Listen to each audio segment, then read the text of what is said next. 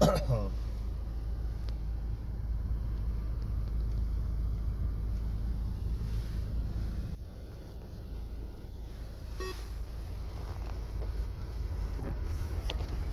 trăiești, domnul Mihai, ce faci?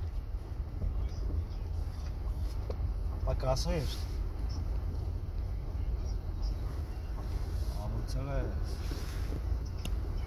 Bă, m-am dus de mi-am pus ceva sticlă să-mi iau niște seiuri de mesteacă. M-am dus să văd dacă s-o împână, păi încă nu-i numai o sfertă ea de 5 litri. Până la 11 azi dimineața.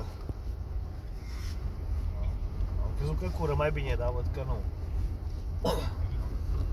Și am mă bag până... Cum zici? Da. Păi am un prieten care lucra aici la însăliște și când vine dimineața o ia el, știi? Nu mai viu eu. Că... nu cam fură pe aici sticlele.